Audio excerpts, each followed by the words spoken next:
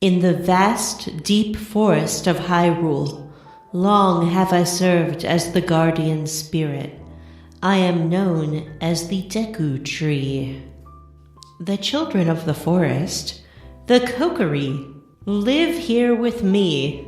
Each Kokiri has his or her own guardian fairy. However, there is one boy who does not have a fairy. Oi! Listen!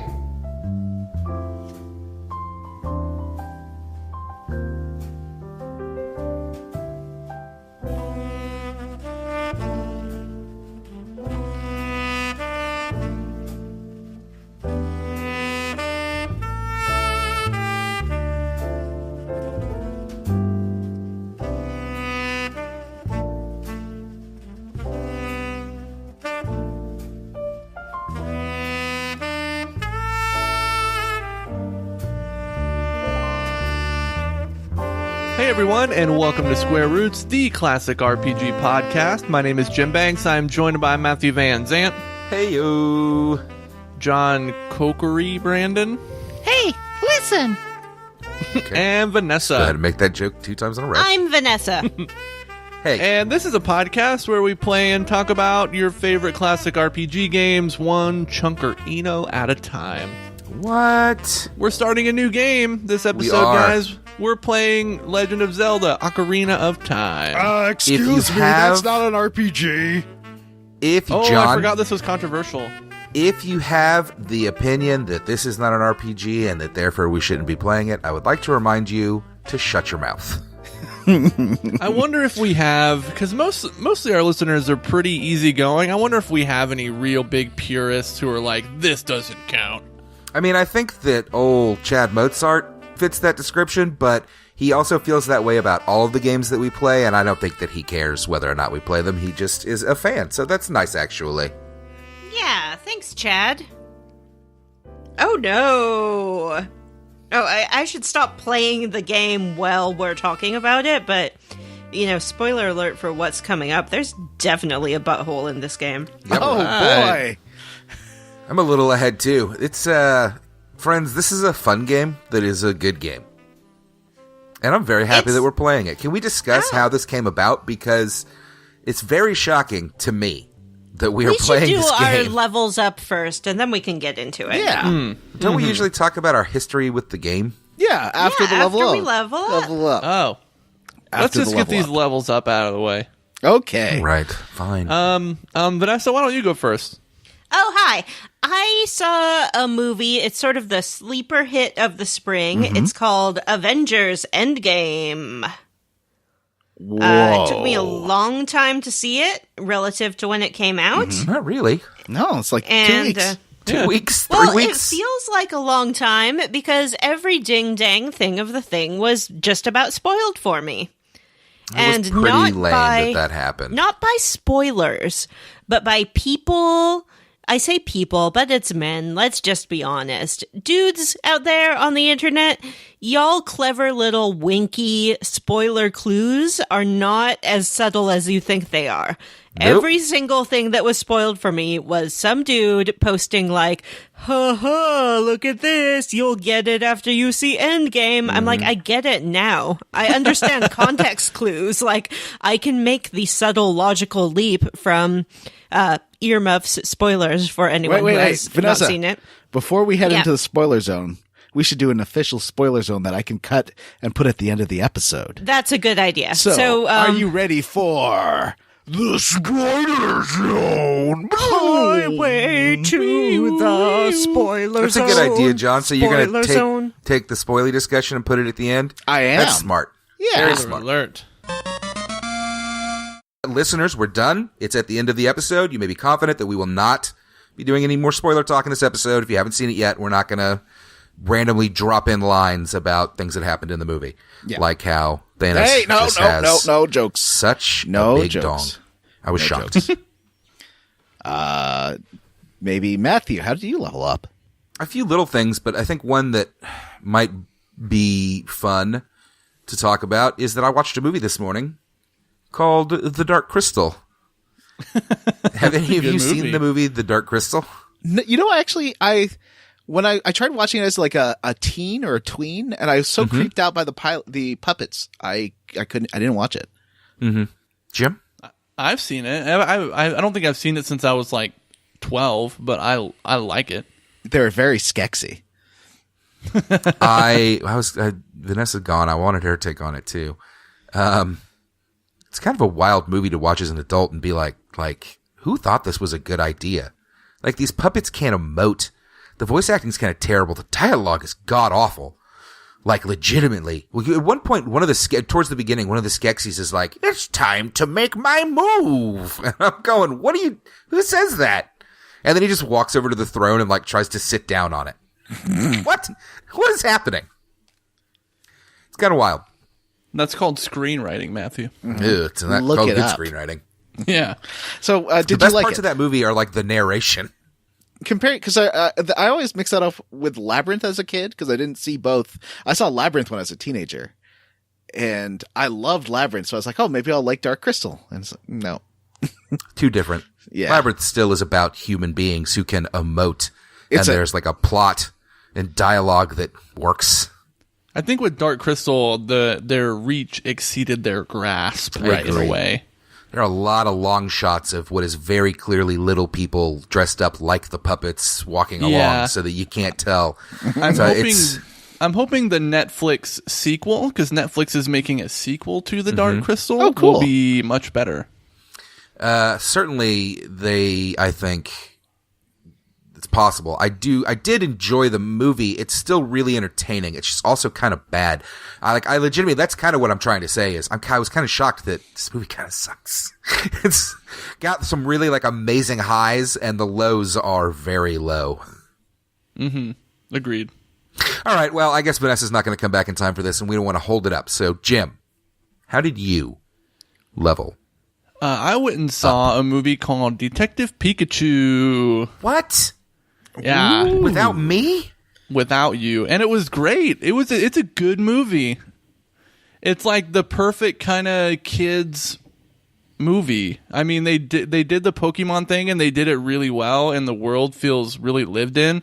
But the movie's not like about, like, it would be lame if the movie was about Pokemon. The movie is not about Pokemon. It's about this kid trying to find his father.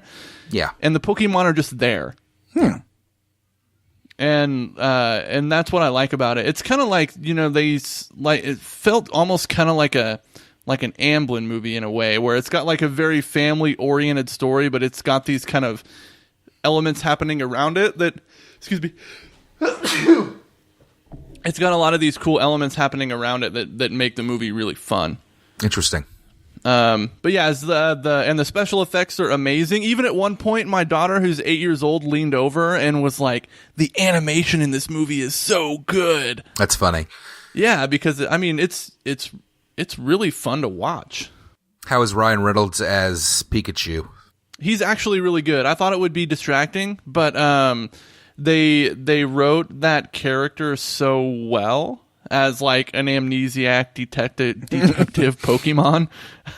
It sounds silly, but they actually did it really well. And the way that they kind of structure the plot, it is kind of like your classic detective story, almost like a noir in a way. And even the Pokemon the Pikachu has some like noir-ish dialogue where like he refers to a woman as a dame.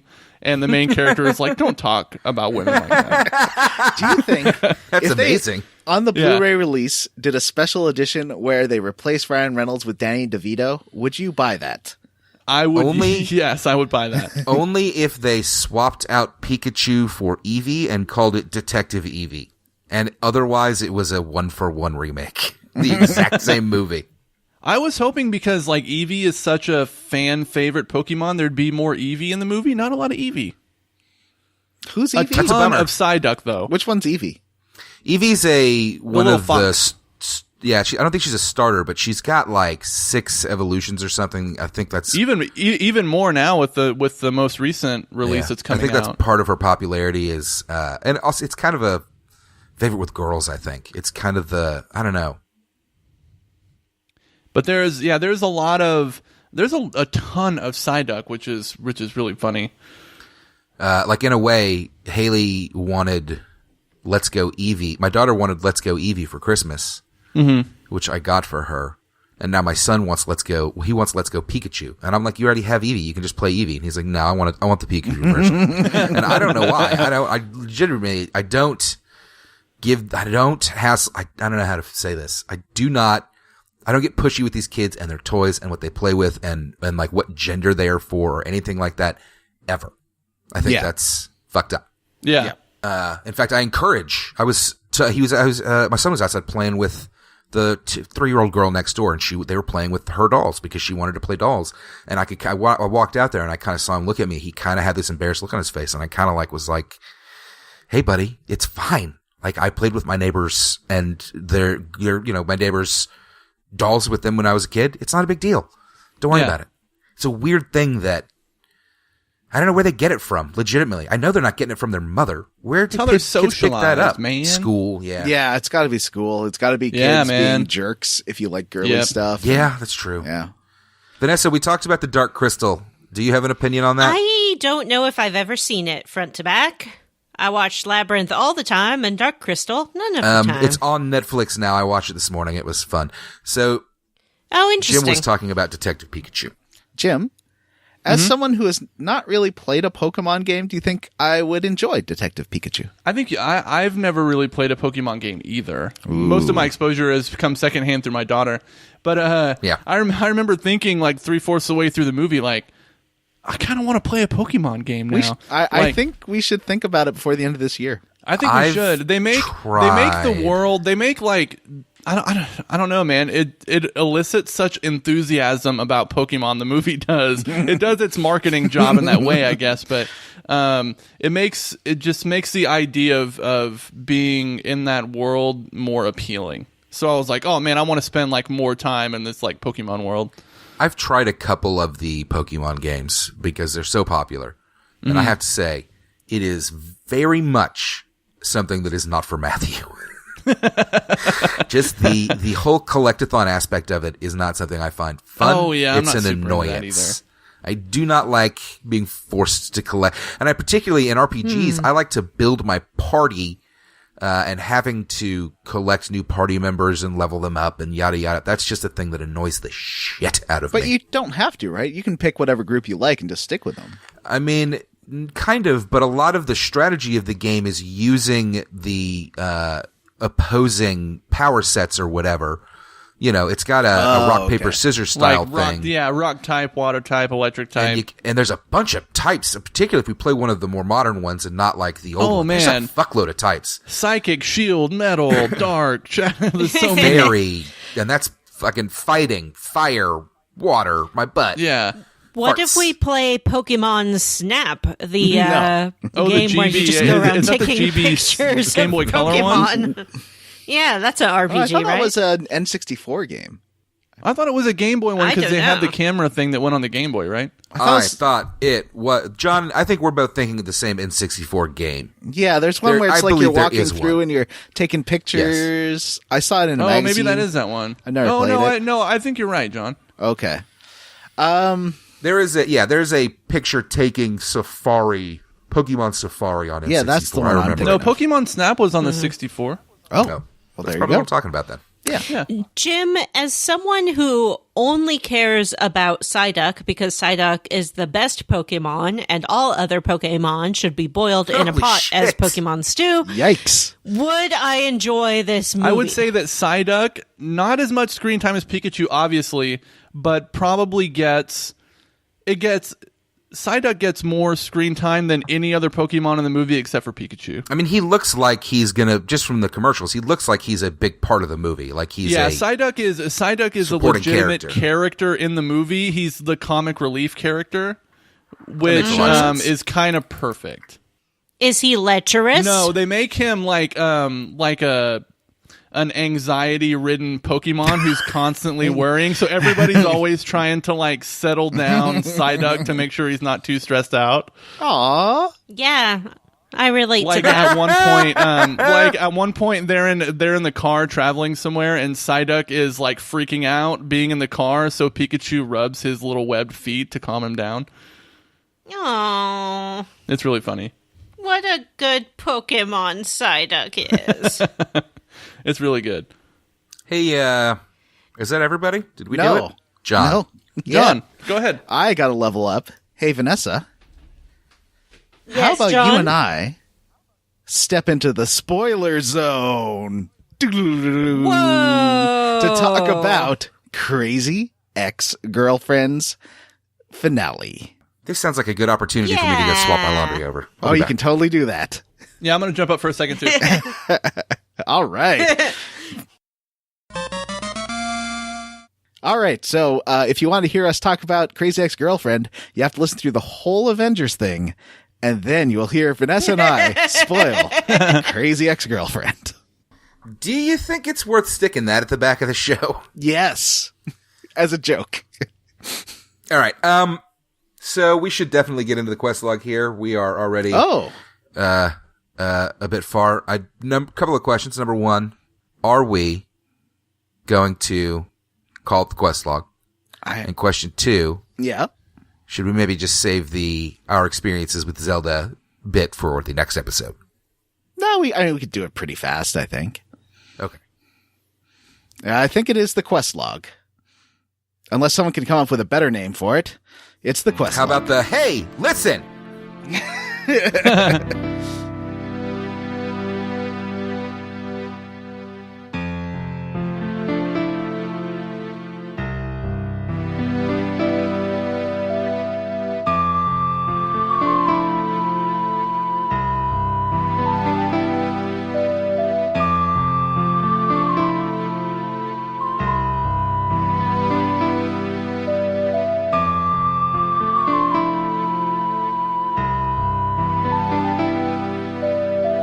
All right. Ooh, we can call it the fairy tales. My experience with the Zelda is that I either had or had access to, I can't even remember, on the Super Nintendo, Link to the Past. The most classic Zelda game? I don't know. Is that Yes. true? I have no I think idea. I think so. Maybe Ocarina of Time, I- depending on your age. I Great played job dating it, yourself. but I did. Oh, thank you. I played it, but I did never finish it. I didn't feel a particular kinship with it for whatever reason. But it really surprised me playing this Ocarina game when I got to the fairy fountain and that music kicked in. I felt such a pang of nostalgia. Wow. And I remembered as a kid being like bothered by all the monsters and stuff, but knowing I was safe in the fairy fountain area, and it just like really got to me. So, but this is my second Zelda game ever, I guess, and the first one I will finish. But that's my prediction. And I like it. It's fun. That's awesome. What about you, Jim? My experience is much the same as Vanessa's. I played a little bit of Link to the Past, but never finished it. I tried to get into the Twilight Princess on the Wii, but I was so turned off by the motion controls that I never finished it. Assuming that we finish this game, this will be my first Zelda played to completion. Nice. What about you, John? Stop saying to completion. To climax. I have played many Zelda games and finished no Zelda games. Weird. I played the first game with my friend Travis quite a bit. Or no, actually that was Lee. I played the first one with Lee. With Travis, I've played through most of Link to the Past. I've tried Ocarina of Time about 7 times. I think I've started it, and I just get really frustrated. What is it that gets you really frustrated about it? I think the controls, but the 3DS version plays Fair. a lot better. Still kind of annoying controls. Yeah. The camera. Yikes. I've been having a much better time with the 3DS version, but I always find when I'm playing a game for the show, I'm much more relaxed about maybe not having fun, but I have been having fun. So I don't know. I don't know why when I play a game for the show, I always enjoy it more, but it's just something That's that interesting. happens.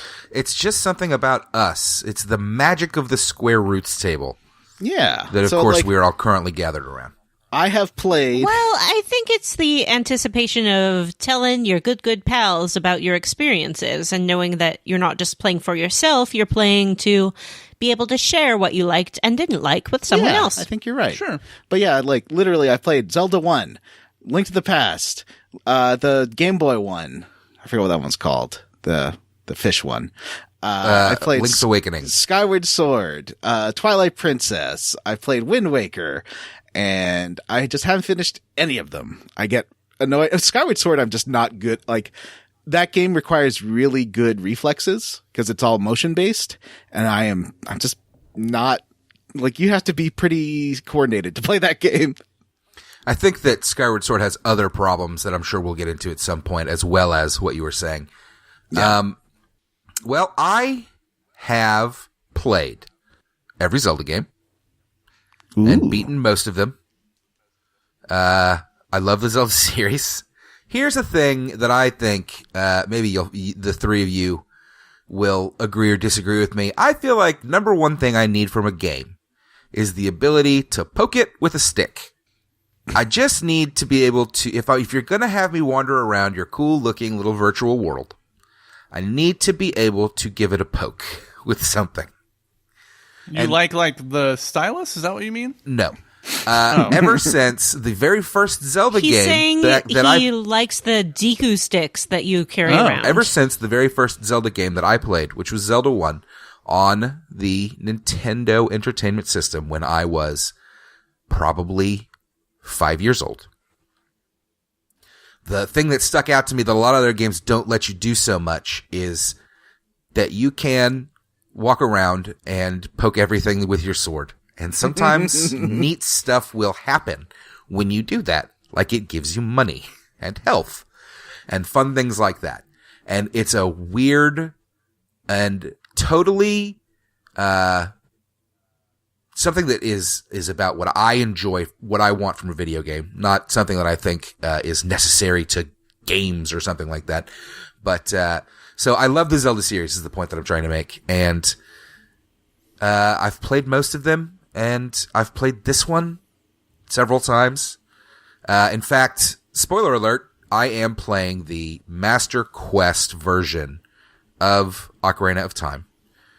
What is it? It is on the 3DS, once you have completed the, game, it unlocks a second mode, Master Quest, which is essentially a more difficult version where the puzzles in the dungeons have been rearranged and redone. Not redone, at least so far. It doesn't seem to be particularly redone so much as rearranged. But remixed. Great. And there are harder monsters earlier on in a lot of the dungeons. For example, the dungeon that we will talk about, I had little eggs on the walls that dropped mean little jumpy bugs in almost every room, and I don't think that's in the original. Maybe I'm wrong. Nope. And I am doing that not so that we can get the full experience, or anything like we've done with Dragon Age, where we each play it a little differently. I am just doing this because I have played this game enough times that I want to try the Master Quest mode. And I don't think it'll make much of a difference in the show itself. So, I'll mention it again next time, I have something interesting to say about it, I guess, if I run across anything I think is neat. It's worth mentioning. Otherwise, I'm probably not going to mention that I'm not playing the same version as you. Okay, I guess that's it. Cool, let's get into it. All right. Jim, do you want to guide us? What you name your character? Ooh, good question. Mine is just Link because I'm boring. I named mine Chungus. Chungus. I called mine. This is something I've been doing since I dated a guy named Robbie. To annoy him, whenever I play a Zelda game, I always name the character Lunk because he doesn't like changing character names, and I just slightly changed it. It's pretty good. What about Vanessa? I named my character Zelda. That's a good one.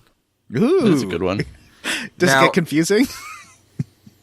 There was one point where Zelda, my character, is talking to Zelda, the other character, and she asks what your name is, and I said Zelda, and then it says, Zelda says, that sounds familiar. It's like, yeah. I think in the original Nintendo version of the Legend of Zelda, if you named your character Zelda, it gave you a like remixed Master Dungeon style version of the game. Is that right? Cool. Oh, really? I think that's true. I didn't That's make neat. it up. I definitely made it up. All right, so the game opens with the tree, the Deku tree, telling us that there's like some people that live in the forest called the Kokiri, and they all have fairies except for this one kid who's, I guess because he doesn't have a fairy, is prophesized to save Hyrule from the evil Ganondorf. Oh. Do the other kids? Do the other kids that live in this village seem to know this? No. It's weird that They that know nobody he remarks doesn't that he have a doesn't have fairy. a fairy. Well, No, some of they them make do, fun and of they're him. mean about it. Yeah. Do they? Yeah, and then when Saria sees you have a fairy right at the beginning of the game, she's like, "Oh my god, you have a fairy!" Oh, that's right. Because he's known as the boy without a fairy. Does that just mean he's like super vanilla or something? Like, is that what the game's trying to get You could at? be a fairy, or you can be a queen. The choice is wide open. Oh. But yeah, the Deku tree tells this fairy to go find the kid and help him begin his journey, right? Yeah, and this fairy is named after Avatar. It is the Navi. And it is a big white circle with wings and a very annoying voice. Hey, listen. She loves to I talk to don't you. quite have it down. I need to keep working on it because it's sort of like a little bit digitized. So it's like, Hey, awesome. Hey. They Hey. tried really hard to do something with Navi here, which is to basically use her like a cursor in the environment. Yeah. And it always confuses me. I never know what's happening, and I just want her to shut up. Well, like when she's hovering over an enemy and turns green, I think you can like hit the L button and then hit A to find out about the enemy or something. Yes. Mm-hmm. Or you could tap if you're locked onto an enemy, you can tap the Navi button on the Right. 3DS touchpad, and she will give you information on them. Yes. Are we all playing on 2 or 3DS? Yes. Uh-huh. So we're all Yes. playing the remaster. I thought about Yes. playing the N64 one, but I just didn't like that version. So I think I went easy on myself. I think that's fine. And I don't think it's a huge difference.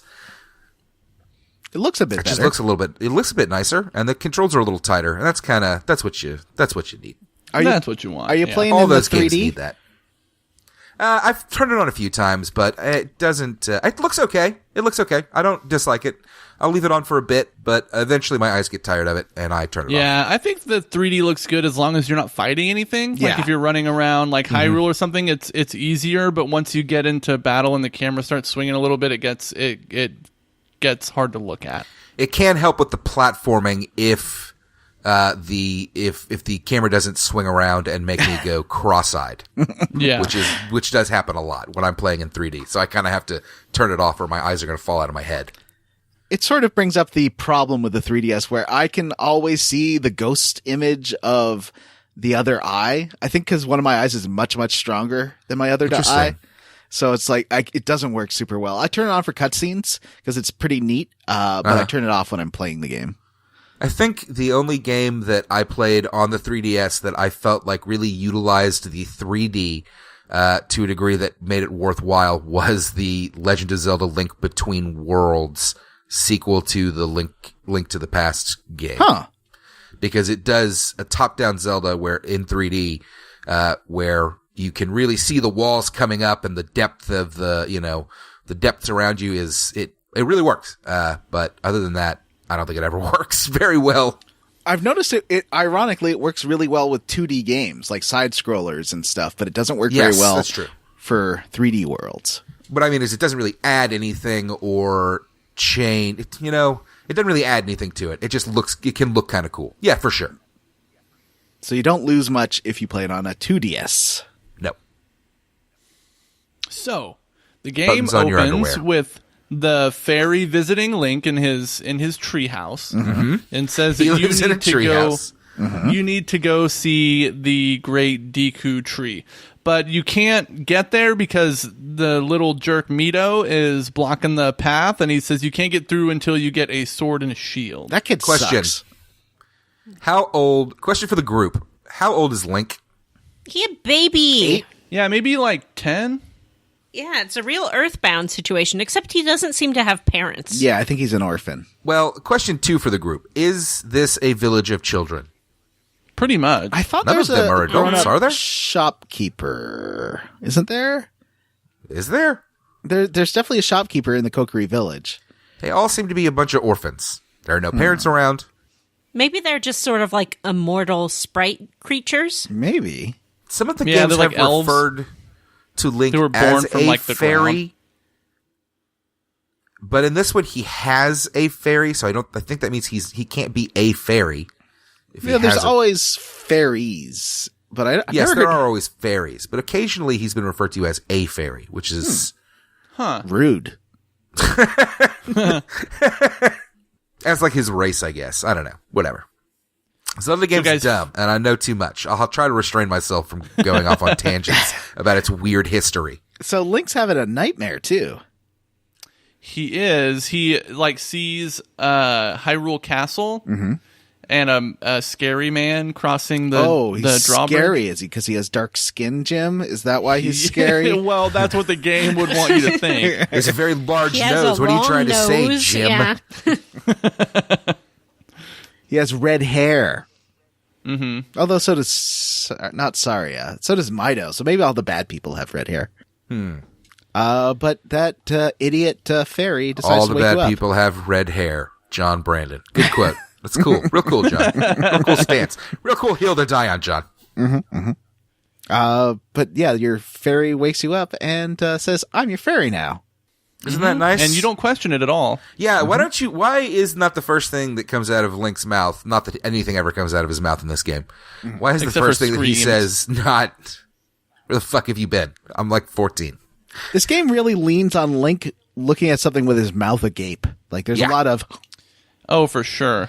You know, it's supposed to be kind of fairy tale-ish, I guess is the excuse, but at this point it's a little wild that, like, Link is a mute. Well, yeah. Yeah, I mean, I guess. Oh, yeah, so we need to get a sword and a shield. why? Are we You can roam hurrying around there? the village a little bit. Eventually, you learn that there's an area called is it like the forest training area? Mm-hmm. Where Well, there's it's that like a dumb kid maze. Mido won't let you go see the Deku tree because he's like a gatekeeper. I guess. He's gatekeeping lunatic. And your buddy Saria is there, and she's super happy you have a fairy, and she seems like the JRPG romantic interest from your hometown that a lot of these games have. Yeah, she seems nice. Yeah. I mean, so we she's have got to, 3 lines of dialogue. Yeah, Well, she comes back They at the end of all this. have 3 lines of dialogue. yeah. So we have to go through the forest training area. I did this first.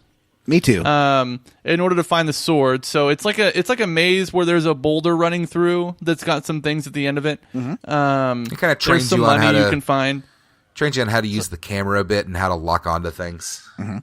Yes, which is I still don't really have the hang of. No, me I neither. swapped my maybe this will help you guys. I swapped my lock on to toggle instead of hold, and that has been super handy in combat and stuff. Just Interesting. tapping it once and locking onto the creature instead of having to Oh. hold that button down the whole time. That's a good idea. So after you dodge the boulder a bit, you can there's some rupees here that are hidden in the brush, I think. And then you eventually get the sword that's in a big chest at the back of this training area. and it says you're just So- borrowing it. Yes. So that's item 1.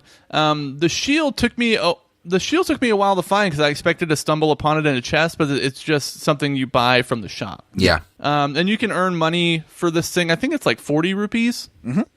By doing some odd jobs around the village, like cutting the grass or whatever. Yeah. If you'd like.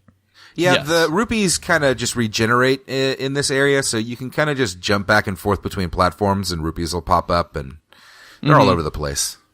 So we do that, and we can now go see the Deku tree. Ooh. And it's this big, it's like a weirwood tree from Game of Thrones. It's this big tree with a face on it. That tells you about your destiny, I guess. You're there to stop the evil coming to Hyrule, which I think means foreigners, because there's a bad man from the desert. You're there to protect like the sacred area that they don't want this foreigner to have access to. Wow. Wow. So your first job is to jump inside of this Deku tree. I don't remember why he wants you to go inside of it. Because he's a pervert? Because he got a stone in his tummy that he need you to get out. He's cursed. Right. He got a evil. Yeah, he cursed. Yeah, he got cursed by the foreigner man, and he needs you to go save the thing that's inside his tummy tum. So you jump in his mouth and go into his tum tum. It turns out that the inside of this old man tree's tum tum is a lot of wild things that you would not expect to find in something's tummy. It's full of terrifying torches, spiders. Spiders. Yep. These spiders, guys. I have a real thing with spiders. These things terrify me. In fact, just on Friday night, I was bored after my daughter fell asleep, and I decided to watch the movie Arachnophobia, that movie from 1990. Why? And I spent half the movie with like the covers over part of my face because I was so creeped out. So scary. Because those gold sculptulas are a thing throughout the entire game, and those things are creepy. And the big ones in this game that fall down from the ceiling or whatever, they're scary. Scary. So this is sort of a dungeon that introduces using a slingshot. You get a slingshot. There's a really cool fire mechanic, which the game doesn't teach you at all. You just have to kind of figure it out. Yeah, you have to intuit this fire thing. That took me... I remember it from the times I played it before, but yeah, you feel smart figuring out how the fire works in this game, and I like that. I like how the game rewards you for thinking. The first time I used the flaming stick to burn a spider web, I felt very accomplished. I like the puzzles in this game. They're not terribly difficult, but they're fun. Like, that gives you just enough to intuit what you're supposed to do. You just gotta kind of have to keep an eye on the environment. There's almost always clues, and they're not tough, but it does feel satisfying to finish them. You get a compass, too. I don't remember what the compass does. To show you where all the treasure chests are in the dungeon. Oh, right. It'll point you towards the treasures. I liked that you can use the shield you bought to reflect the Deku nuts back at those Deku scrubs. That's pretty fun. Yes. That is fun. Because you have to do that to get past a couple of enemies.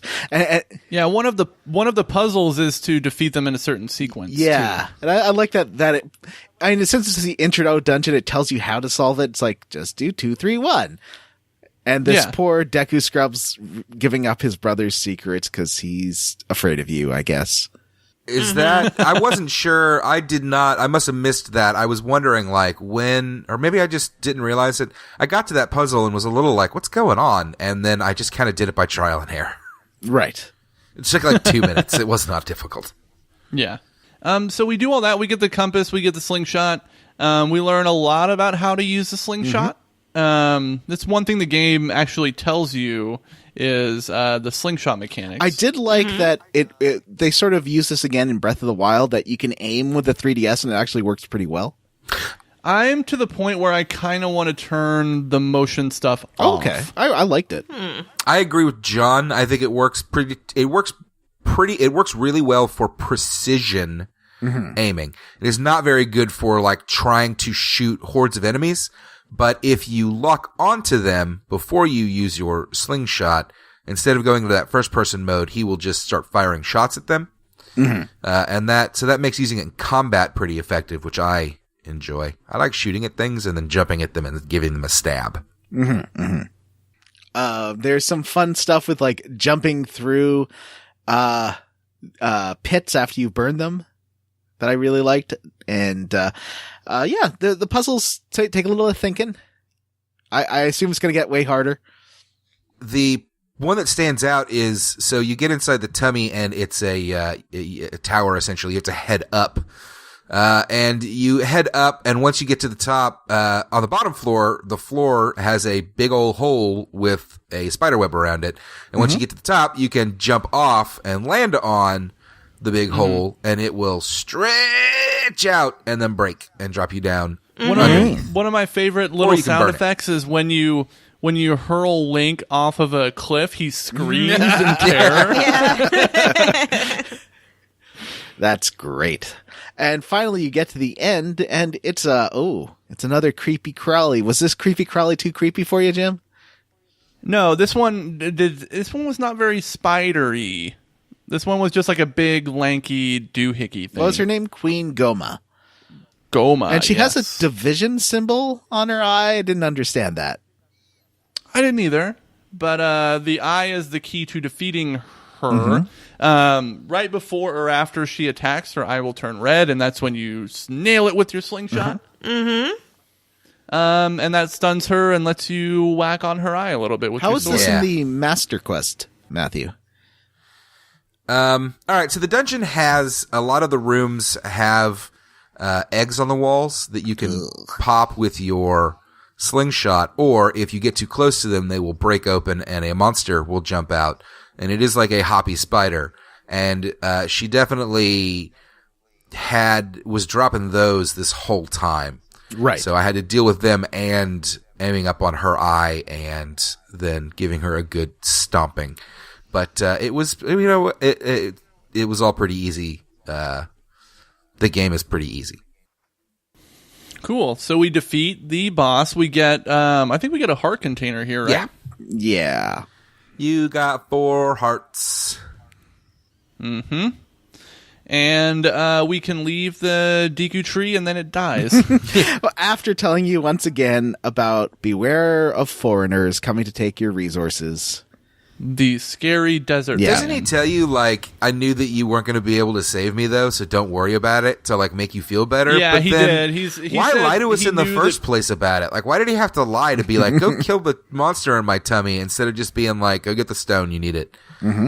I think he said that as soon as he realized he was cursed, he knew he was going to die. This guy wants these 3 stones, and these stones are from, like, you got a cutscene which is pretty neat in 3D about Din, Nehru, and Faror, these 3 goddesses of the Triforce. I didn't quite get what they were talking about. I guess there's some thing about them sealing an ancient evil, or I don't know. Oh, it's just the whole, like, cosmology of their world, John. I guess you didn't have to pay attention if you didn't want to. Ouch. Thankfully, it's a rather uncomplicated that's like their creation story. The creation story of this world, right? Is these goddesses came from space and created everything in the world, and then when they left behind, when they left the world, they pooped out a little Triforce. Created this. Yeah, they created this Triforce when they left. They pooped out a Triforce apiece as they broke the dimensional barrier or whatever the fuck goddesses do. And so these little gold poos are very powerful. That's why it's a triangle. And that's what Mr. Ganondorf is after, the scary desert man.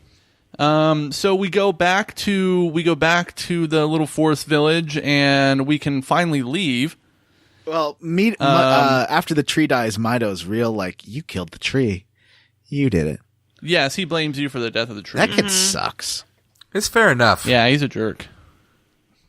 I think that He's just making assumptions. But you can leave now. Yay! And you meet Saria on your way out on the little bridge that connects your village to, I guess, the open area, Hyrule Fields, and she gives you an ocarina. Yay! Yeah, a very significant ocarina. What was she doing with it in the first place, is what I'd like to know. Is it significant? How so?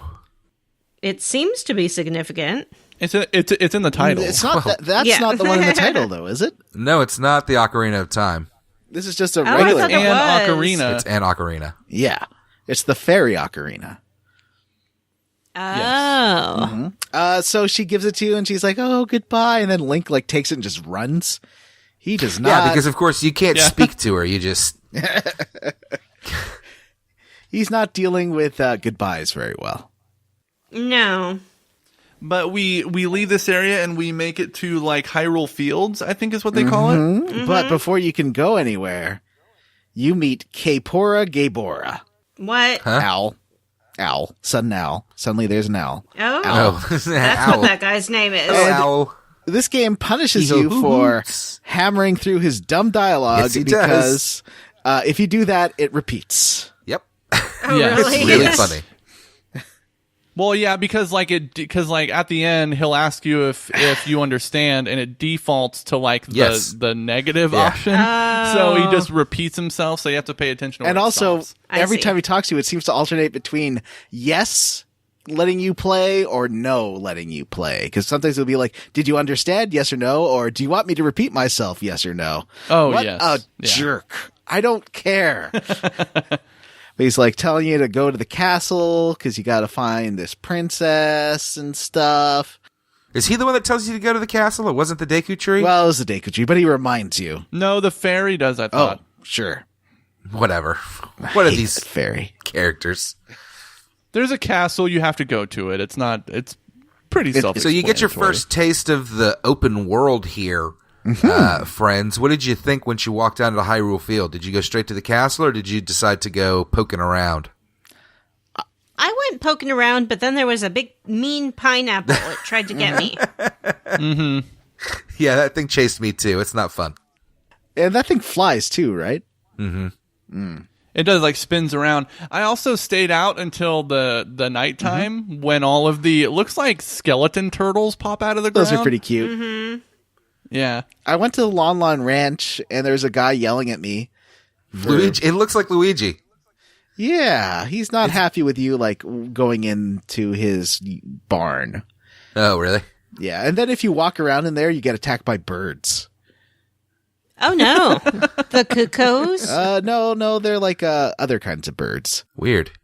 There's not a lot to do there at this point because you have the owner of the ranch, whatever his name, Mario, basically. But let's just Talon. be honest. Yeah, Talon. Mario is missing, like Mario do. Yeah, that's happened. I remember that. So it's a little hint that you're going to have to find him. Lon Lon Ranch give you good rewards when you do. So I remember when this game came out in, was it 97 or 98? I think it was 97. I honestly don't know. And my friends were blown away by having this big, huge open world you could walk around in. And that was a big part of it. Like that, this was super impressive for the 90s. And I probably will talk about this a few times throughout the course of this series. I'm sorry if it's kind of boring, but Oh, that's okay. I want to talk about it, which is that it's another one of the things that for me, video games, like are what I'm looking for in video games, which is, lots of room to run around and stumble into things and explore and kind of make my own fun. Right. And, these days with open world games being so prevalent, it's a little more common, but I still prefer the Zelda formula in a lot of ways. The more contained, kind of, what would you call it? Faux open world compared to what we get now? Well, Open world. yeah. Open world. Open world. It's A still kind of not open world. that big compared to new games. I think Breath of the Wild is like it's really a 2017 take on a 1997 game. Like, Breath of the Wild like expands on this so much. But you can definitely like playing both now, you can see that it's referencing this and kind of just expanding on it. But it's neat. Like, I definitely remember how impressive this was when it came out.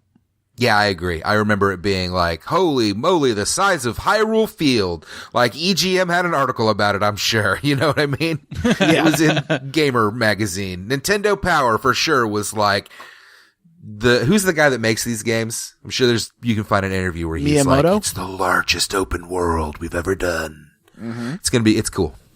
Anyway, so. It's not that big by modern No, standards. it's like No. one little area, but it seemed big at the time. I mean, it's still, I think, it takes a little while to traverse this field. It's pretty large. A whole day. Yeah, It the goes from day-night day cycle to is night. very truncated. And annoying because you can't get into Hyrule Castle if it goes to sunset. Yeah, they pull up the Yeah. drawbridge. And there's meanies. There are meanies. Skeleturtles. I think I fought a big skeleturtle. Would that be right? That there was like a larger one? Not I don't that I know. saw. I didn't run into Or that maybe one. it was just that close. It was closer to the camera. You can run into ghosts too, but I wonder Maybe if you run just into had your this 3DS early. really close to your face. That is how I play games. So, where did you all go next? Did we all head to Hyrule Castle after Yeah. poking I around went for to a bit? Hyrule. I did. I went poking around for a bit. Uh-huh. Did you find anything particularly interesting, Vanessa? I found a room full of pots and crates, and the guard in there was like, how about you smash these pots and crates? That'll be a good time. Yeah, you can always So I seem to be able did. to pull about 30 rupees out of that room. Yeah. Yeah. Which you have to use when Which you is keep enough failing. to go play. Yeah, to go play the Jim's favorite mini game, which I guess we'll save for the Yeah. corner. Oh, man. Oh, shit, we're going to have a lot of mini Slingshot games. shooter. We're definitely going there's to have to save just this one two. for the corner. Yeah. One thing that I, because I was sort of glancing at a walkthrough, there's a Skulltula in this room in a crate. The game doesn't tell you how to open crates, but you can roll into them. Yeah. Yeah, just hurl your body into Yep. them. That Yeah, I could not figure that out until I read roll into the crate. And I'm like, roll Yep. into the crate? Yeah. This is a thing By the that way, you- 1997 or 1998 Matt really struggled with as well. Like, really hard for a long time, not getting that I could just break these fucking crates open. By the way, you have a limited wallet now. You can only hold 99 rupees, but you can go back into this room constantly, and it's always going to be full of pots and crates, so you can just keep busting them to get more rupees. Always about 30. Yeah. I actually can't remember what you need to do to get the next size wallet, and I need to do it at this point. What is it? Is it I gold don't know. Skulltulas? It might be collecting gold Skulltulas. Skulltulas, whatever they are. there's I got a Skulltulas. giant Hyrule shield that's too big for Link to really use. Mm-hmm. So he like wears it on his back, and I bought it from my new husband, Ah, yes. Oh. a beautiful man who is shirtless, has hairy cleavage. I just wanted to gay marry him. Beefy shopkeeper. I think that's legal in Hyrule. Oh, yeah. That's good. As long as you're not, like, of a different color. Oh, ouch. One time I was out with my boyfriend at the time, Julio, and this lady was because we were sitting on the subway, and the chairs are so small that he had to put his arm around me because we're larger dudes, just to sit down. And this lady was giving us like stink eye. She was staring at us. And we were like, I wonder if it's because we're gay or because we're a mixed race couple. I don't know. Well, here's the thing. If you got a problem with one, generally you have a problem with them both. You're probably right. That's true. Yeah. So other people in this town include a lady who's obsessed with her dog, a girl who can't catch her chicken and you can't pick it up for her. Yeah, I tried. There's a couple that are super in love and are like twirling each other. And they will not stop. No. Are they brothers or lovers? These two dudes that are twirling each other as well. They're like leaping around. I don't know. There's one woman who looks like she's dancing, but she tells you that she's just itchy. A lot of crowds. Yeah, crowding around stalls so you can't see what's in them. There's some back alleys with sketchy dudes. But overall, it seems like a nice town. Yeah, it's pretty nice people. I walked into the lady with the dog's house, but she wasn't in there. But I could tell it was her house because there's like pictures of her and her dog. Oh, one thing, I went into Lon Lon Ranch, and I really like the detail in Malin's room where it's like she's drawing on the walls and you see drawings of her and her dad. And it's super cute. I was surprised at the amount of cool. detail they put into this. Did you notice the drawing on Link's tree? No. At like the base of Link's tree, there's a drawing of like a dinosaur or something. Aw. That's funny. cool. Yeah, there's a lot of really cute details. Like in all these houses you can go into in the game, like you'll see weird pictures and lots of little jokes about the characters that live there. I never noticed this. Maybe just I don't know if this is new with the 3DS thing or if it was in the N64, but I love the detail they put in. I remember in the N64 version, it was like Resident Evil. It was like pre-rendered backgrounds when you go inside a house sometimes. Oh, wow. Yeah. Yeah, I was playing this and thinking about how Square had originally begun production on Final Fantasy VII on the N64. And that this is kind of what it was gonna look like. I think this is about as, I mean, this looks a lot sharper and nicer, but this is kind of what these rooms where it's pre-rendered backgrounds that you just run around on top of. Yeah. You can kind of see why they were like, and you couldn't do any real cutscenes. You can kind of see why they were like, nah, fuck you, Nintendo. We need CDs. And finally, you can run to the castle. The castle is almost a mini game unto itself, but I guess we should probably just talk about it instead of saving it for the bullshit minigame corner. But I think that this is more of a Vanessa speciality area. Vanessa. Oh, yes. Tell us about this castle. This is great. It's a stealth sequence. Nice. My favorite. Usually I don't like it when non-stealth games try to jam a stealth sequence in because they're not good at it. But this was a good, easy little stealth sequence. You just gotta make sure that these guards don't spot you. And usually the way to... Yes. I think it helps that the game doesn't try to introduce some weird new mechanic right here, and instead it just is the same gameplay, and you're just staying out of sight. Yeah, you're not trying to hide in barrels or something like that. But usually there's a way to subvert the guards by going around something or finding something in the environment. Or you can just watch them. They all have the same pattern, basically. I did get kicked out once, and then when this girl was out there, and she's like, "Have you seen my dad? He fell asleep. He was delivering milk. Please take this egg and bring him this egg." And I was like, okay.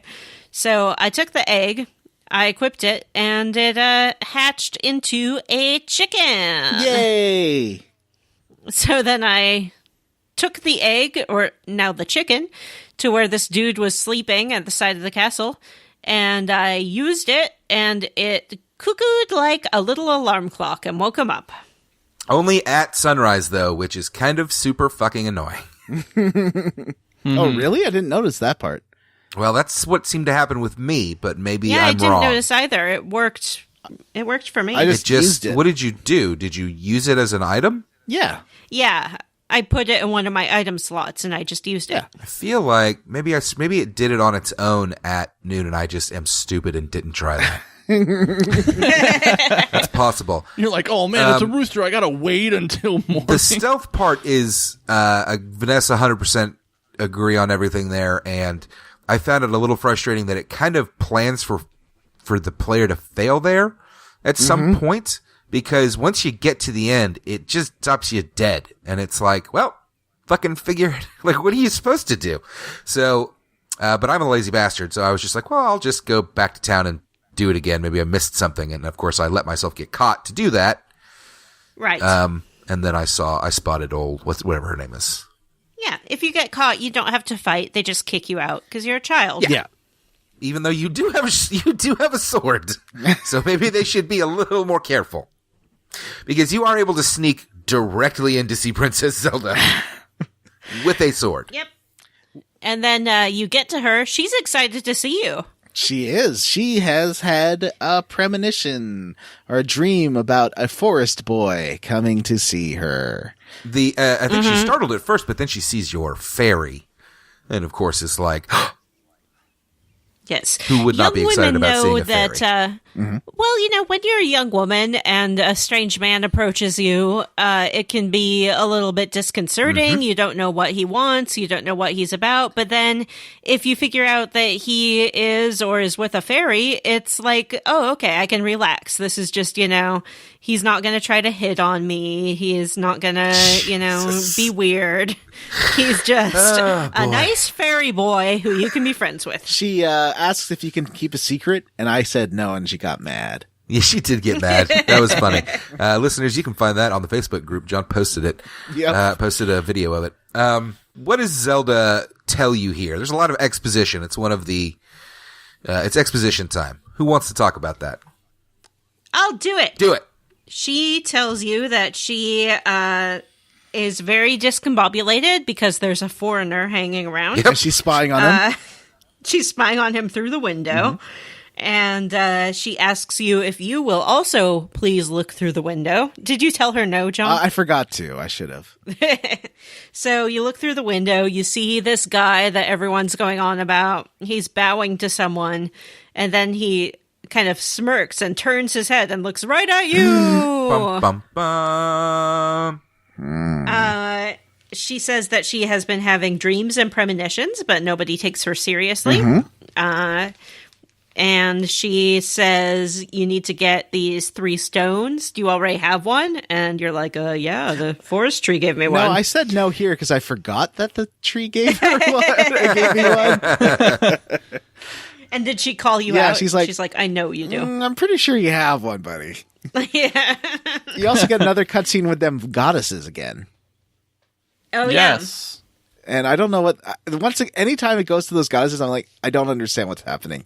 Who are these yeah. people? I think that it says something like they spread 3 stones around, and those are the Triforce, and you got to get it to do something, Yeah, we gotta and take it to bring the Church of Time. Yeah, and- that's it. So we need 3 stones. Yep. So she teaches you a lullaby. Ooh. What is this for? They never tell you what it's for. I mean, you're going to use it every time you see a Triforce symbol on the ground or the wall or a door. You're going to use it a lot. Yeah, she essentially teaches you the special secret song of the royals of this country. That one?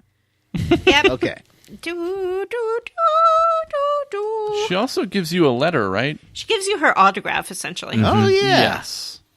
I think that she gives you a piece of paper that says, let this boy do anything he wants within the bounds of my rule. Yeah. Which is She a gives you an crazy thing omnipass. to give a child. Well, she herself is a child, and she has this authority, apparently. It's true, but if you look at it, this kid comes into town, breaks everybody's pots and grates, demands that they let him in wherever he wants to go. Yeah, he's just vandalizing the entire tends city. to kind of raid whatever local tomb they have for whatever treasure is there.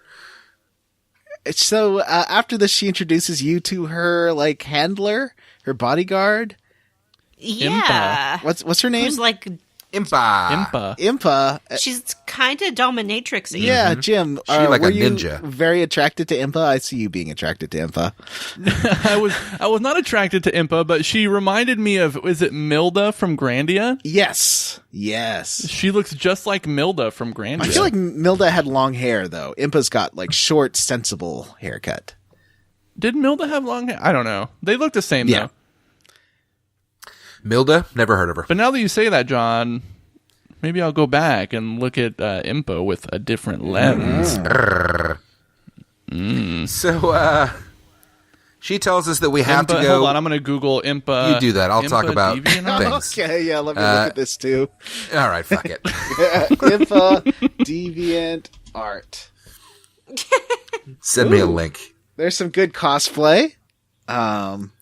A lot of I like her design. She's a very tough lady in a way that you don't see in a lot of JRPGs. Yeah. There's some cool art. Is this a character that reoccurs throughout the series? Occasionally, but not constantly. I think she's in Breath of the Wild, but she's real old, right, John?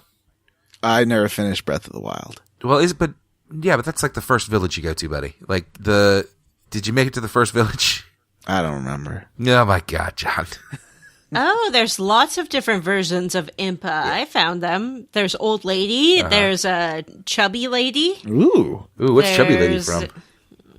She is Wind from Legend of Zelda, Oracle of Ages and Oracle of Seasons. Oh, I wonder if that's where she was originated. That would be interesting because those are Capcom games. those No, it were says after. that she was in the very first game. She was in The Legend of Zelda. Really? Oh. Let's see, Hyrule Castle is attacked by Ganon. The wounded Impa escapes to find a boy with enough courage to save Hyrule. Huh. Oh, so that's she's not in the game. I don't know. She might be. She's in Zelda 2. Ooh. She's in Ocarina of Time. Wow. Maybe She's she in is in all Oracle of of them. Ages, Oracle of Seasons. She's in Wind Walker. She's in Wind Waker. Skyward Sword. Oh. She's in Link Between Worlds. She's in Breath of the Wild. So she's like a Sid. Yeah, I guess so. I didn't realize Yeah, that. it seems like it. So I didn't realize that some of these were the same characters. I didn't realize that this one was Yeah. supposed to be the same one as... I just now realized that this Impa... Yeah, that Impa in this is basically the same Impa as the one in Breath of the Wild that's like an old lady with a crazy giant hat. Yes, this seems to be the only sort of this style of Impa. The kind of warrior, spandex shorts, armor chest Impa. Her outfit seems to be like a workout gear with a little bit of a metal front plate. Like she's got kind of that Sonya Blade workout outfit, if you know what I'm talking about. Okay, so we get the stuff from Princess Zelda. We can now leave Hyrule Castle. We need to go back to the forest, though, in order to find Saria so that we can get her song? Does somebody tell you to do this? Yes. No, you're just supposed to do Well, it. it does. Navi says to do it if you talk to her. Oh, She's like- yeah, Navi says, like, shouldn't you check with Saria or something like that? Listen, If you don't, if you just hang out and don't do anything, Navi will tell you what to do next. If you just like sit. Yeah, she'll get is your useful. attention. Now I know they Yeah. added something to this game which I haven't even seen yet, which is like there's some box or button that tells you how to solve puzzles if you get stuck. Oh, really? Yeah. And you can What? avoid it. You don't have to Huh. use it, but I know there's some like hint system in this game. It must be the Navi box, right? And peop- What else could it be? People get really mad at you if you use it because they're like, you cheated yourself. That is one of the stupidest things I've ever heard. All right. So we're almost done. Yeah. So we head back to the village under Navi's suggestion so you could tell Saria about all this predestination prophecy nonsense. Although you don't tell her about anything because you don't That's speak. true. Right. But you have to go through the Lost Woods, which is like a wooded tunnel area where you have to take the right route or it'll spit you back out at the beginning I again. love the Lost Woods. I love the music. I love the little puzzle mechanic of finding the right thing. I like how there's lots of little side rooms that you can just run into and like do things. There's a one that is like a bullseye hanging on off of a tree, and if you shoot it perfectly 3 times, it gives you That something. sounds like a mini game, Matthew. Oh, well. But to get through the Lost Woods, you just have to follow the music. So Yep. essentially, Yeah. the music gets louder if you're going the right way, and if you go the wrong way, it spits you back to the beginning. And that annoying owl shows up to tell you how to solve the puzzle. Yeah. There's also an entrance to the Goron city here that you cannot access yet, but when you see it, yeah, it will. Every once in a while, one of the rooms will have a stone stairway leading down instead of a hollow tree trunk to walk through, and that one is Goron Oh, Town. interesting. And then there is a little bit of battling of those things that spit seeds at you. Yeah, those are and fun. Yep. Yeah. Another little maze area. That's right. It's not much of a maze. I mean, it is for sure, but it's also kind of not because you just kind of go one way, right? Yeah. A Did very you guys have bad to fight maze. that wolf at the Yeah, beginning that of this? wolf is the Yeah. boss of this little dungeon. What are you talking Oh, about? it's a boss? It's not a boss. Well, It took one hit. it took 3 hits. No way! It took me like a good 5 minutes to beat this guy because he kept blocking all my I attacks. hit it one time and killed it.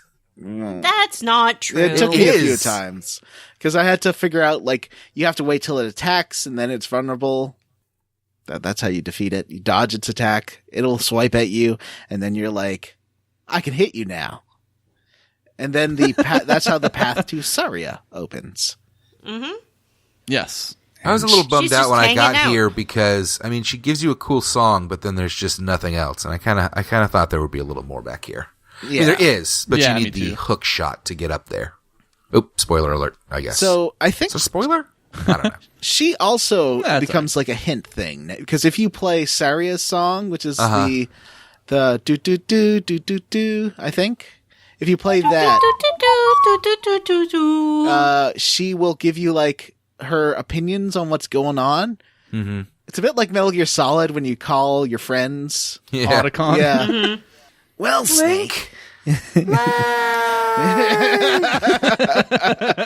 You can also use it to talk to Navi. If you play the song and Navi will say, "Do you want to talk to Saria?" And you can be like, "No." And then Navi goes, "Oh, do you want to talk to me?" No, who would ever And then want you to can talk talk to Navi. I mean, it Whoever is wants to talk useful to you. talking to her about enemies. I do hit that. And she gives you, it's not about the hint so much as it's just she tells you their names and stuff. I like to. Yeah, I like that. How do you do that? If you're You have targeting, to lock onto them yeah.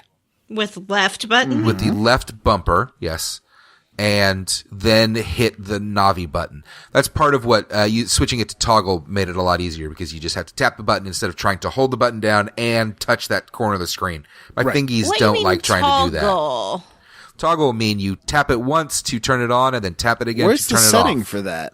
Oh. In the settings. Oh. I guess that makes sense. Yeah, it does.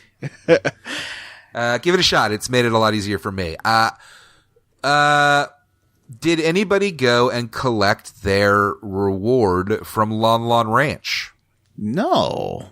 No, I should did do not. that. I did. The people at Lon Lon Ranch will give you a bottle. And the Ooh. bottle is filled with Lon Lon milk, which you can use twice to refill your health. And then afterwards, you can use the empty bottle to catch fairies, and they will revive you when you die.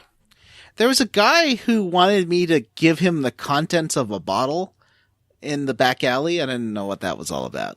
Oh, yeah, he's like, give me something from a bottle. Anything. That's weird.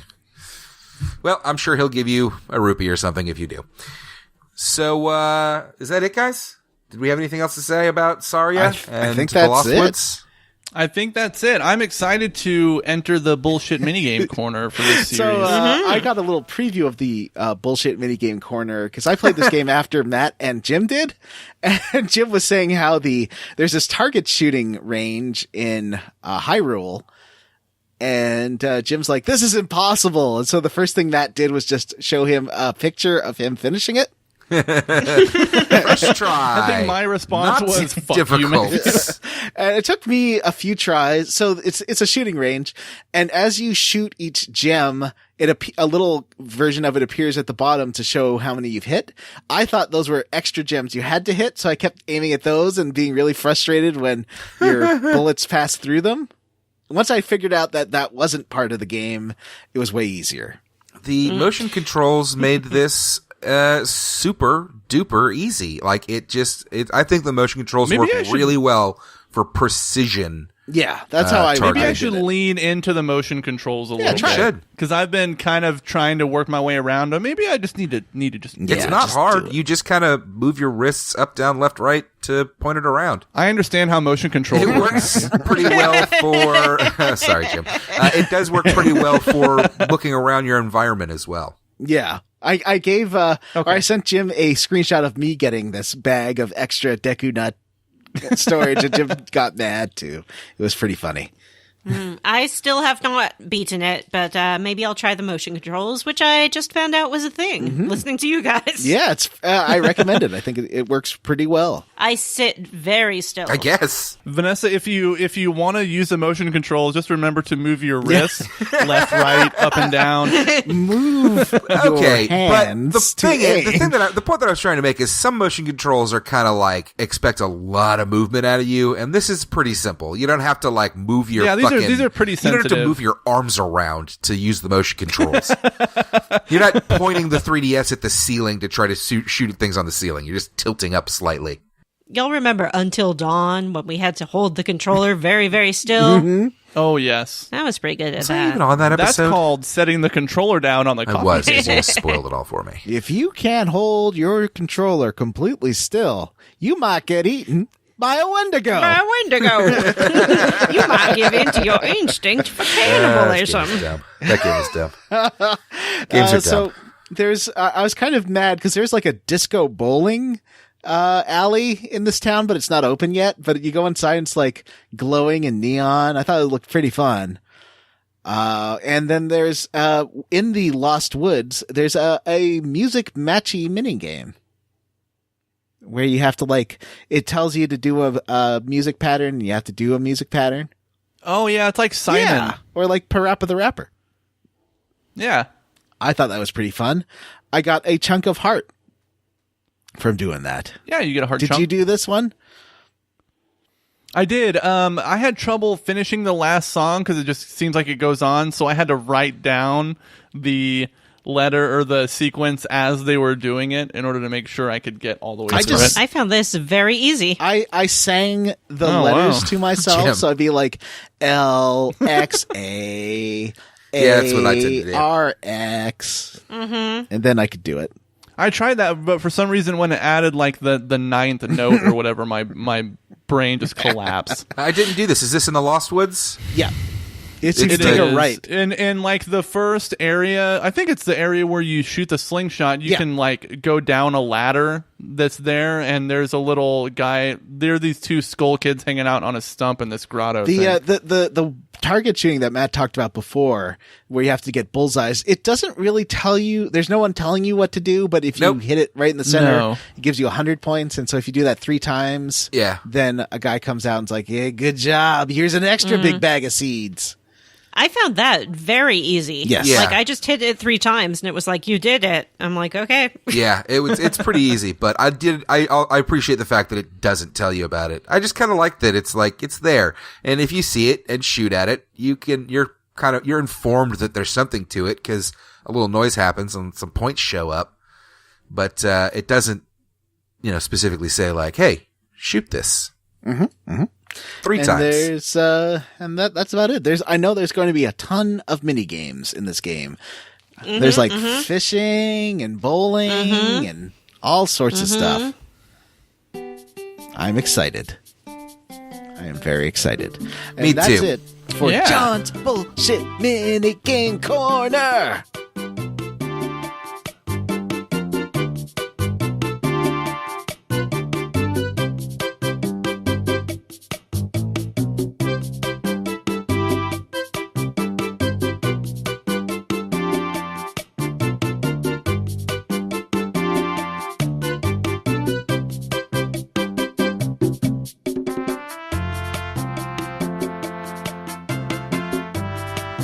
Where are we playing to next time?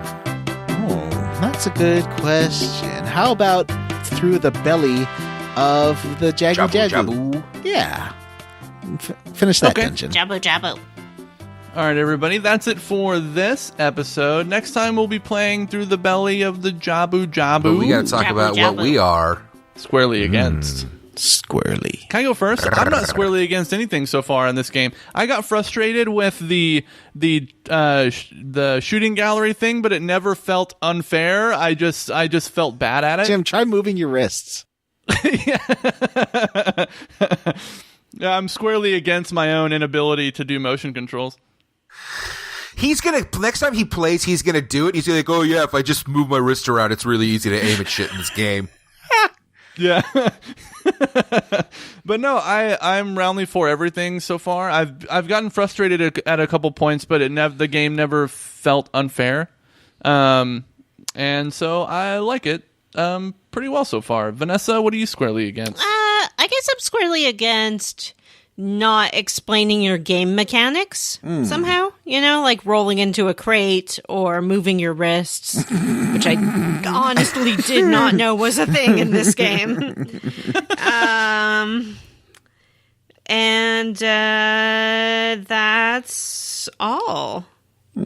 John, what are you squarely against? So, Legend of Zelda, Link to the Past, had this amazing, beautiful orchestral soundtrack that is one of the best game soundtracks ever.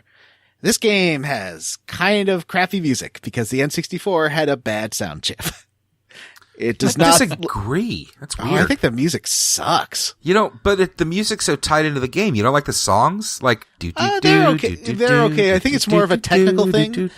I don't like how this game sounds compared to Link to the Past, which sounded amazing. They do sound a little Yeah. tinny.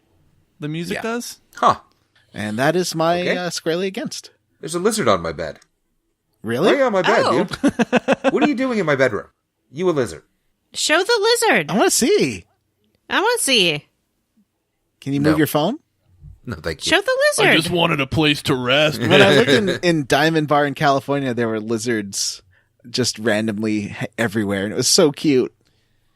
I find little geckos outside of my apartment door all the time. They like to run under my my welcome mat. Aw. Who's next? You. I'm not squarely against anything either. It's a little early to be roundly for the game. You know what I never got to talk about that I tried to start talking about at the beginning? I'm roundly for Vanessa. Oh, thank you. Vanessa suggested we play this game, and Vanessa was the last person I ever expected to suggest that we play this game. And I didn't expect any of them to ever suggest we play one of these games. I thought eventually I was going to have to be like, oh, I want to do it. And I'm really grateful because I love playing this game. It's fun. And Yeah. I'm This having a game blast. feels like a nice change of pace from, like, especially Earthbound. Yeah. Oh, God. Earthbound, where the world is so uninteractive. You cannot interact with the world in any way except for through a menu. Ugh. Still a great game, though. You know how the end of the year, the PlayStation will send you a little email and it's like, here are your stats for the year. Mm-hmm. And it tells you what kind of game you played the most. Mm-hmm. I very much expected it to be a RPG, my top genre, but it was not. It was action-adventure games. Interesting. This game is sort of in between an action-adventure. Well, maybe it's just an action-adventure game. I don't know. But people call it an RPG, certainly. No? It's an action RPG. It is an ARPG, and we are well within...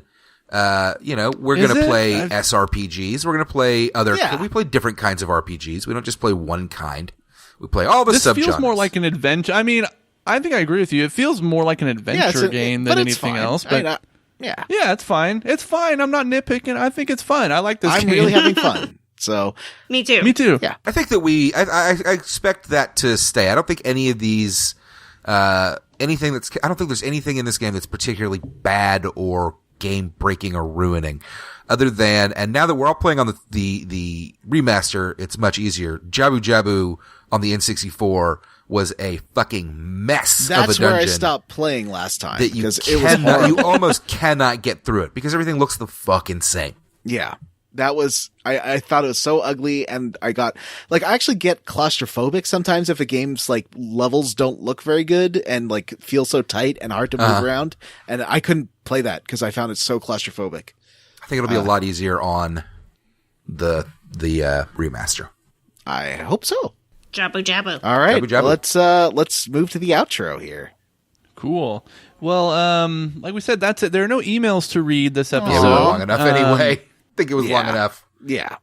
But we will make time for our Patreon plug. If you'd like to donate to the Patreon, have your name read, as well as have access to our bonus episodes that we do, our Instant Classic, and what's the other one? Square Roots versus. Square Roots Versus, that's right.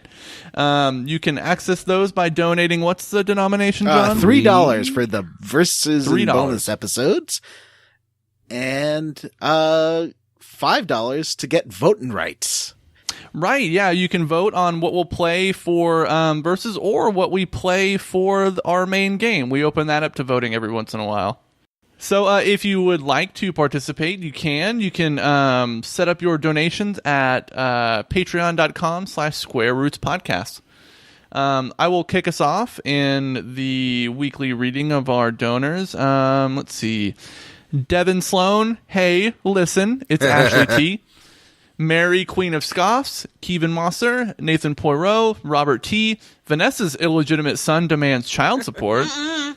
Justin Benoit, Stu Skeel, Mishy Draws, Julian Titus, Will Find True Love with Zachary Davis, Andrew Granieri, Andy Best, Jameson, Gregory, Persona, Robert M. Pollum, Label Sack, Kyle Brian Stone. We'd also like to thank Stephen Crock, Pad Kid Poured Curd Pulled Cod, Tom, Nice. Cameron Shoey, You're Tearing Me Apart, Tyler Petty, Bree Girth, James Hotstetler, Tracy Tanoff, Jason, Aaron Bachman, Fine, say everyone's name, at least it annoys Matt, Metal Max Returns is Great, Sean Gonzalez, Brian Pitt, Julia Zanella, I Have an Axe, The Legend of Brady A. Berman, George Armbruster, Bring Back Sierra Roots, Benjamin Abner, Bobby Midkiff, and Vanessa's mom.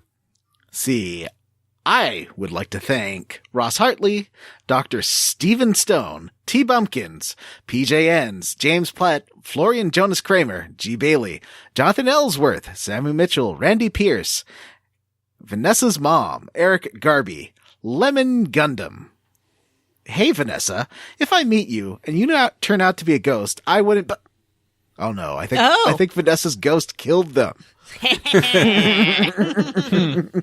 Race Jenkins, Cyril the Wolf, Jake Fuzzy Pickles Dickerson, who plays dead. You got to come up with a new Zelda one.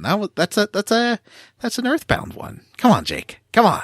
David Shook, Jerry Collins. Excuse me, John. Oh, we haven't even done that one this episode. Oh man. Jared Collins, Chris Penyak, and Owen Marble. Godzilla is a big fan of Justin Ham, who won a game of checkers against Rusty Kamada. Spankety, spankety, spankety, Vanessa's fourth mom, Sean Walsh, Huxley Iguana, Ross Disney, Patrick W. Bears, John Kissick, Brody Toy, Wonder Swan, Michael Crawford, Jethro, Jerry Abe Samus, Jerry Abe Samus, Bloop Sploosh, Miguel Torres, and Ward Childress. All right, everybody, that's it for this episode of Square Roots. If you would like to reach out to us, send us an email that we can read on air. We want to hear your thoughts about Zelda or games or RPGs or Avengers Endgame or Crazy Ex-Girlfriend. We want to hear about all of it. So send us an email, squarerootspodcast@gmail.com. Come see us at our Facebook group, the Square Roots Podcast group for smart, cool, very attractive people. Or you can tweet at us. We are at Square Roots Pod. Hey, thanks to the Consouls for their jazz cover of Zelda's Lullaby. You can find them and tons of cool, jazzy rearrangements on YouTube, Facebook, and more. I got links in the show notes. And don't forget to rate, review, and subscribe on iTunes or wherever you like to listen to podcasts. If there's some kind of ratey button, push it. And tell your friends. All right, everybody, that's it for Square Roots. I am Jim Banks. I'm Matthew Van Zant. I am John Brandon. Vanessa's disappeared, but she sends her love. Bye. Bye.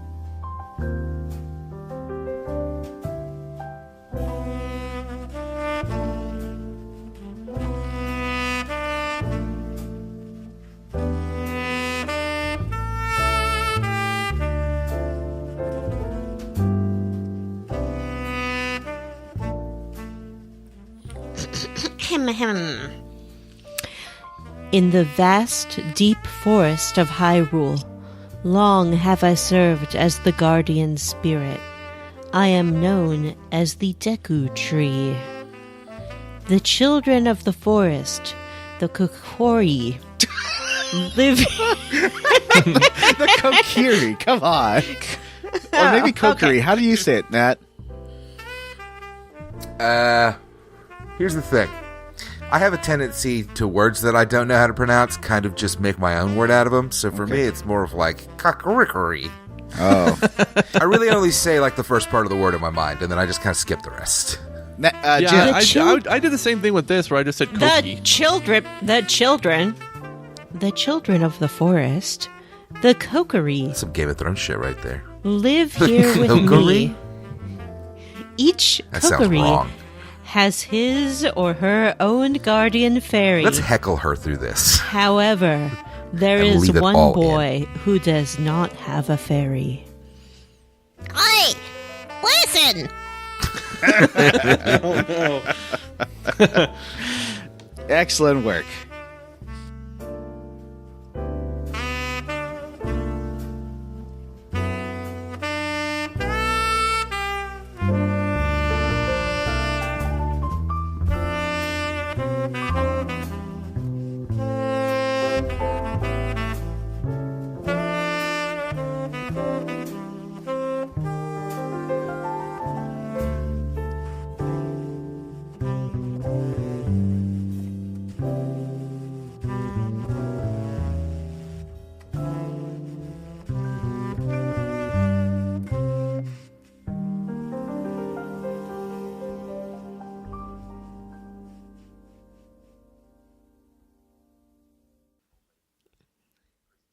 Yes, this seems to be the only sort of this style of Impa. The kind of warrior, spandex shorts, armor chest Impa. There's some interesting picks on. Jim seems to have found one because he's like, Jesus Christ, Jim. Oh my god, this one is awful. I don't know if I should I send do this like one. Don't send that to the goddamn thing, Jim. her outfit seems to be like a workout gear with a little bit of a metal front plate. Like she's got kind of that Sonya Blade workout outfit, if you know what I'm talking about. Guys, I'm gonna send one that's Okay. really bad, but don't hate me. All right. Oh no! No, there's another one. Oh come on, Jim. Oh, I didn't draw it, John. What? Oh no! Oh, yikes. Oh my god, it just gets worse. That didn't even register for me at the beginning. Oh my god, oh, it's The so butt bad. one's my favorite. Oh no!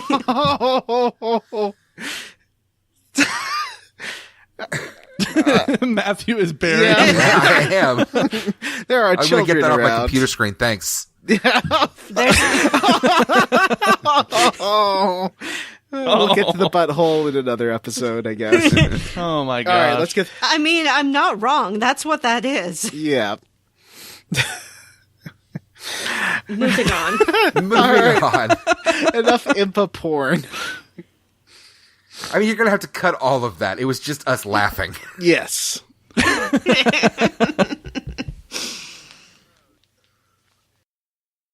Hi. You might be waiting to hear our spoiler section on Avengers Endgame, or maybe even Crazy Ex-Girlfriend. If so, check your feed. There is a special episode with both of those things. Go there now. Goodbye.